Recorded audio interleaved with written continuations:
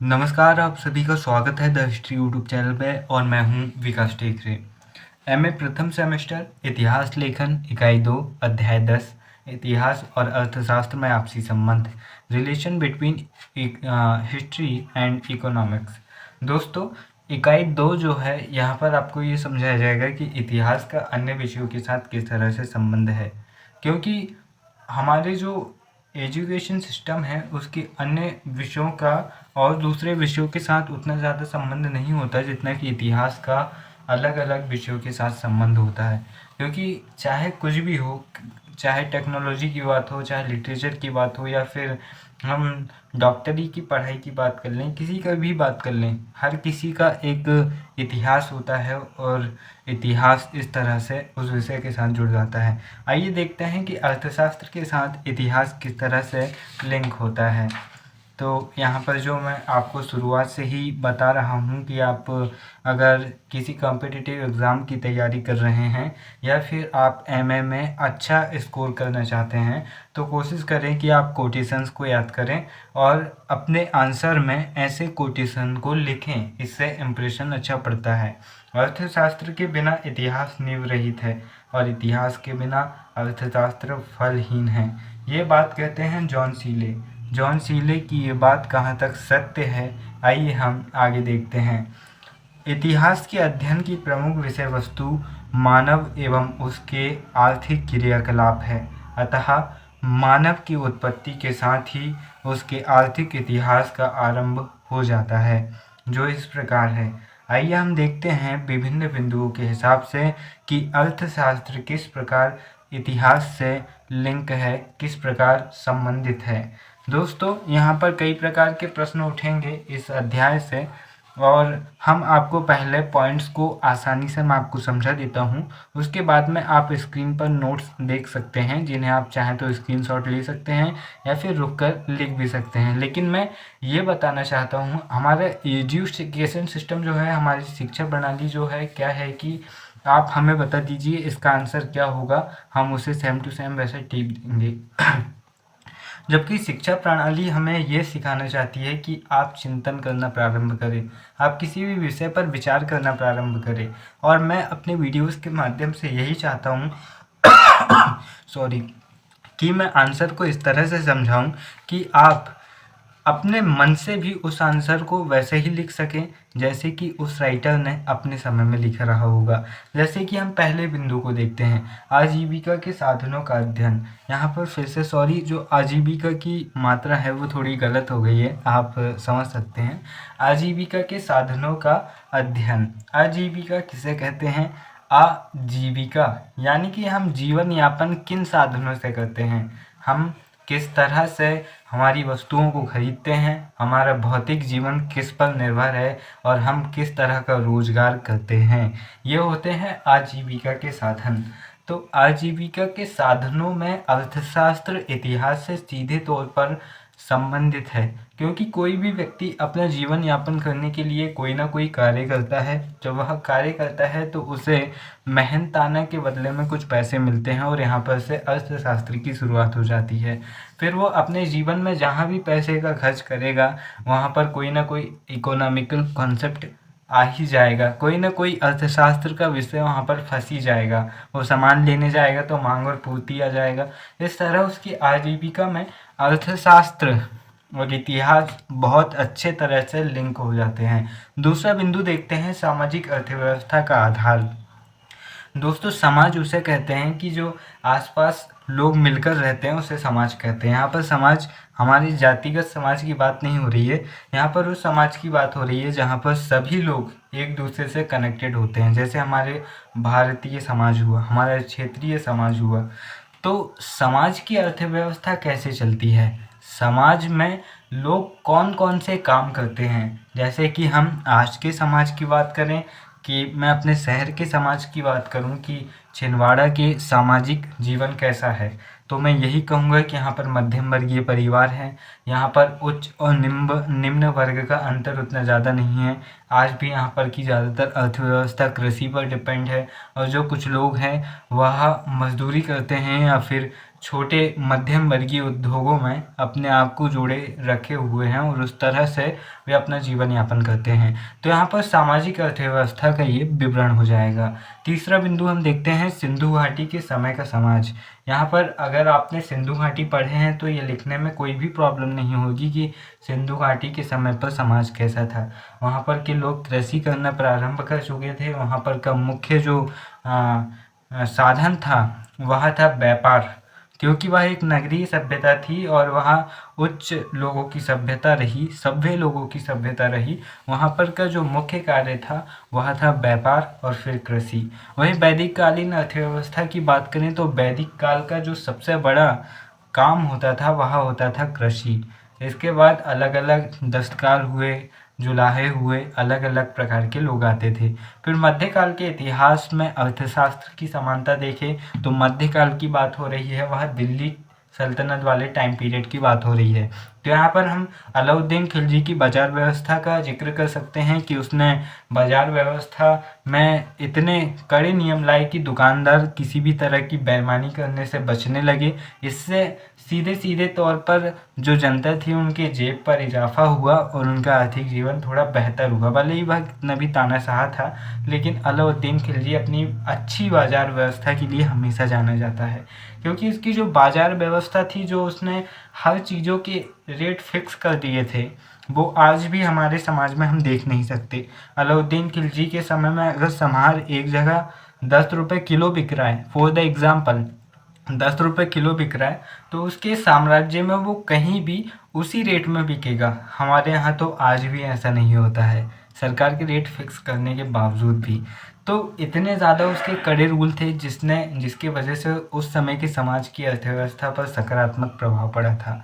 या आप लिख सकते हैं। फिर इसके बाद अंग्रेज़ों की आर्थिक नीतियाँ, फिर इसमें आप उनके जो एक्ट आते थे उनके बारे में लिख सकते हैं, या फिर अंग्रेज़ों के समय में जो भारतीय अर्थशास्त्री अपनी विचारधारा को पनपाने लगे थे, जैसे माफ़ कीजिए, दादाजी सॉरी दादा भाई नौरोजी हुए, या फिर रनाडे हुए, या फिर महादेव गोविंद रनाडे जिनका नाम है। इस तरह के कई सारे अर्थशास्त्री, भारतीय अर्थशास्त्री, जैसे दादा भाई नौरोजी ने धन निष्कासन का सिद्धांत दिया था। उन्होंने कहा था कि अंग्रेज किस तरह से हमारे धन को लूट कर ले जा रहे हैं और फिर वापस प्रोडक्ट बनाकर हमें फिर से लूट रहे हैं। इस तरह से उन्होंने बात कही थी।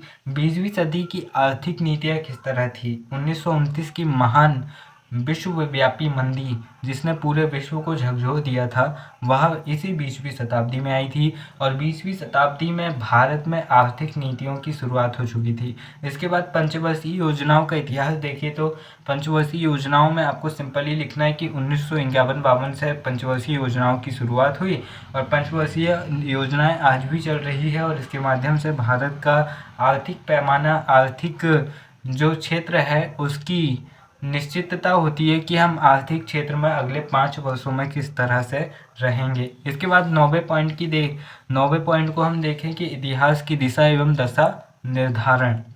दोस्तों, एक सफल इतिहास तभी कहा जाएगा जब उस इतिहास काल के लोग अपने आप को सक्षम बना लेंगे, उस इतिहास, उस टाइम पीरियड के लोग अपने आप को यूनिक बना लेंगे, और वे ऐसा तभी कर पाएंगे जब वे धन संपन्न रहेंगे। और जब वे धन संपन्न रहेंगे तो वहाँ पर बेशक अर्थशास्त्र की बात आएगी। तो इस तरह से आप अपने आप को समझ सकते हैं। अगर आपको याद भी ना आए और इस अध्याय से किसी भी प्रकार का प्रश्न आता है, तो आपको सिंपली ये सोचना है कि किस तरह से समाज में अर्थशास्त्र को लेकर आया जा सकता है। जैसे आप सामाजिक जीवन में अर्थशास्त्र लिख सकते हैं, रोज़मर्रा के जीवन में अर्थशास्त्र, वैदिक अर्थशास्त्र, सिंधु घाटी की सभ्यता में अर्थशास्त्र, यहाँ तक कि विजयनगर में अर्थशास्त्र। विजयनगर साम्राज्य बहुत ज़्यादा शक्तिशाली था, बहुत ज़्यादा संपन्न था, क्योंकि यहाँ पर अर्थशास्त्रीय पैमाने बहुत अच्छे थे। आप कुछ भी लिख सकते हैं, क्योंकि आप गलत नहीं लिख रहे हैं। आप कहेंगे कि विजयनगर साम्राज्य में इतिहास, तो भी आप गलत नहीं लिखेंगे, क्योंकि आप अर्थशास्त्र को इतिहास से लिंक कर रहे हैं, और विजयनगर साम्राज्य का इतिहास भी इतिहास ही है। तो यहाँ पर आप गलत नहीं करेंगे। केवल आपको थोड़ा सा सोचना है, विचार करना है, और उसके बाद में लिखना है। रट्टू तोता बनने की ज़रूरत नहीं है, क्योंकि इतिहास में अगर आप रट्टू तोता बने तो हो गया आपका काम भारी। अब यहाँ पर आप जो बुक के हैं नोट्स उन्हें देख लीजिए। इनको पढ़ने के बाद आप और क्लियर हो जाएंगे कि किस तरह से आपको लिखना है। आजीविका के साधनों का अध्ययन। आदि मानव अपनी आजीविका के साधनों की खोज में जैसे जैसे प्रगति करता गया वैसे वैसे इतिहास को भी गति और दिशा एवं अर्थ मिलता गया। आजीविका के साधनों को ही हम तत्युगीन अर्थव्यवस्था के प्रमुख आधार के रूप में देखते हैं। अगला बिंदु देखें, सामाजिक अर्थव्यवस्था का आधार। प्रागैतिहासिक काल से ही ऐतिहासिक काल तक इतिहास की प्रमुख विषय वस्तु समाज की अर्थव्यवस्था का आधार ही था, जिसके तहत हम देखते हैं कि पाषाण युगीन मानव की आजीविका का प्रमुख साधन आखेट और खाद्य संग्रह था। क्या था? आखेट और खाद्य संग्रह। ये आखेट क्या होता है? आखेट होता है शिकार करना, ठीक है। खाद्य संग्रह मतलब खाना बटोरना, जो जैसे कि कहीं से भी शहद ले लिया, कहीं से भी फल फूल ले लिए, उसे हम खाद्य संग्रह कहेंगे। सिंधु घाटी के समय का समाज। सिंधु घाटी की सभ्यता के विभिन्न स्थलों से उत्खनन के फलस्वरूप मिले साक्ष्य इस तथ्य की ओर संकेत करते हैं कि उनकी अर्थव्यवस्था व्यापार प्रधान थी।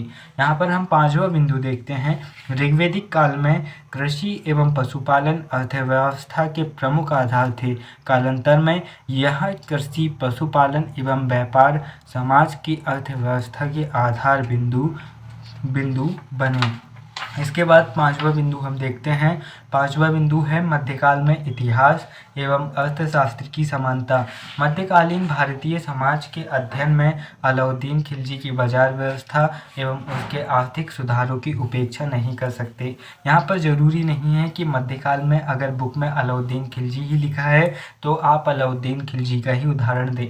आप इस टाइम पीरियड में भारत के, विश्व के किसी भी शासक के बारे में लिख सकते हैं कि उस समय की स्थिति कैसी रही थी। दोस्तों, अंग्रेजों की आर्थिक नीति की बात करें तो आधुनिक भारतीय इतिहास के अध्ययन में हम अंग्रेजों द्वारा भारतीय अर्थव्यवस्था के दोहन के संदर्भ में दादा भाई नौरोजी की कृति poverty and un British rule in India एवं आर.सी. दत्त की कृति economic history of India in the Victorian age सहित एम.जी. रनाडे के आर्थिक विचारों की अनदेखी नहीं कर सकते।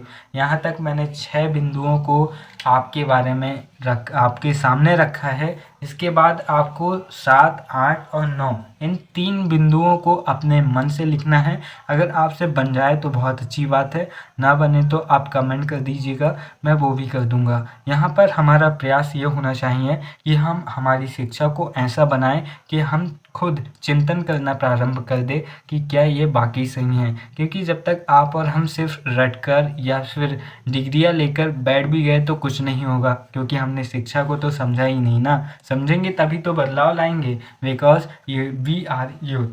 दोस्तों, अब हम आगे देखते हैं। अर्थशास्त्र धन का शास्त्र है। अर्थशास्त्र धन का शास्त्र है। ये बहुत बड़ी कोटेशन है, इतनी सी। ये कई बार अर्थशास्त्र में पूछी जाती थी जब हम स्कूल कॉलेज में थे, और एडम स्मिथ ने कहा है। और एडम स्मिथ कौन है? Father of economics. इकोनॉमिक्स के पिता कहे जाते हैं एडम स्मिथ। अर्थशास्त्र धन का शास्त्र है, जिसमें यह बताया जाता है कि मानव धन कैसे कमाता है तथा उसे कहाँ, कितना और कैसे खर्च करना चाहिए। ये बात कौन बताता है? एक अर्थशास्त्र बताता है। और जब अच्छा अर्थशास्त्र, अच्छी अर्थव्यवस्था होगी तो स्वाभाविक है कि अच्छा इतिहास भी होगा। दोस्तों, मैं वीडियो के अंत में बस इतना ही कहना चाहूँगा कि गुस्ताव फ्लोबेर कहते हैं, सेब के पेड़ में संतरे की और जीवन से खुशी की उम्मीद कभी नहीं करनी चाहिए। इनकी बात बहुत सही है। सेब के पेड़ में संतरे की उम्मीद कभी नहीं करनी चाहिए। क्या उग सकता है सेब के पेड़ में संतरा? वैसे ही जीवन से खुशी की उम्मीद भी न करें। ये मत सोचो कि ज़िंदगी में एक दिन आएगा जब आप खुश रहेंगे। बस यही पल है जब तुम खुश रह सकते हो। अगर आप आज नहीं मुस्कुराएं तो याद रखिएगा दोस्तों, वो पल कभी नहीं आने वाला जब आप मुस्कुराएंगे। क्योंकि जब लगेगा कि अब खुशी आ गई है, तब भी कुछ ना कुछ परेशानियां आपके द्वार खड़ी होंगी। Be happy, please subscribe my channel. जय हिंद।